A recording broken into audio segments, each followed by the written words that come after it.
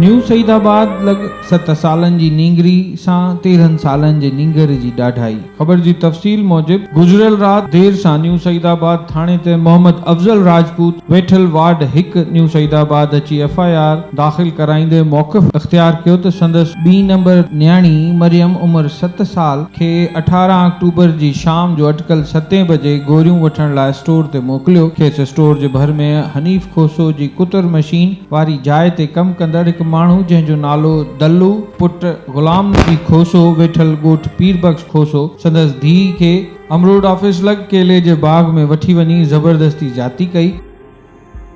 इसको केले में पकड़ के लेके गया ना, तो इसको बोला शलवार उतारी, ये रो रही है, चीखें मार रही, कोई भी नहीं था गली में। तो फिर उसको लोग अपने घर वालों को नहीं बताना, इस वजह से फिर इसने नहीं बताया हमको।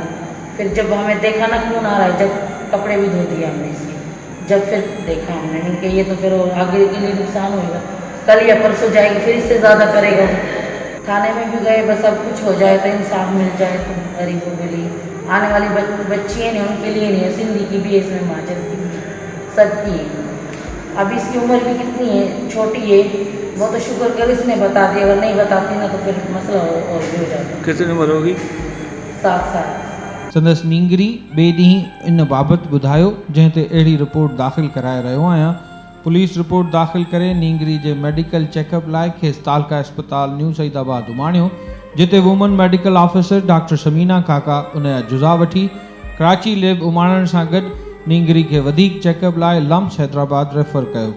होॾां न्यू सईदाबाद पुलिस राति जो पोएं पहर ॻोठ पीरबख्श खोसो में छापो हणी इल्ज़ाम हेठि आयल नींगर दलो खोसे खे, जंहिंजी उमिरि 13 साल ॿुधाई वञे थी, उनखे गिरफ़्तार करे न्यू सईदाबाद थाणे ते लॉकअप करे छॾियो। नींगर खे अॼु सिविल जज न्यू सईदाबाद जी अदालत में पेश कयो वियो, जिते अदालत उन जो 3 ॾींहनि जो जिस्मानी रिमांड ॾेई पुलिस हवाले कंदे हुकुम ॾिनो त नींगर जो मेडिकल चेकअप करायो वञे। होॾां नींगर दलो खोसो अदालत पुलिस ऐं सहाफ़ियुनि वटि ॾोह मञण खां इनकार कंदे रोईंदे चयो त आऊं हिन नींगर खे नथो सुञाणियां ऐं न ई को मूं अहिड़ो को कमु कयो आहे। ॿिए तरफ़ इल्ज़ाम हेठि आयल नींगर जे माइटनि, औरतुनि, मर्दनि, उन जी ॾाॾी हूर मां ज़ुलेखा, मासूम भेण अबीरा ऐं चाचे वहीद अली जे अॻुवाणी में तालका प्रेस क्लब न्यू सईदाबाद पहुची ज़बरदस्त एहतजाज कयो ऐं चयो त असांजे बचे ते कूड़ी FIR दाख़िल कई वई आहे।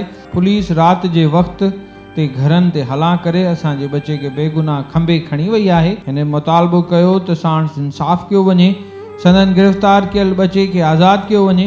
होॾां न्यू सईदाबाद पुलिस नींगर दलो खोसे खे मेडिकल चेकअप लाइ लम्स हैदराबाद खणी वई आहे। ही हुई हिन वक़्त जी अपडेट। वधीक अपडेट्स लाइ ॾिसंदा रहो www.voiceofsindhnews.com ते लॉगिन थियो ऐं अपडेट रहो।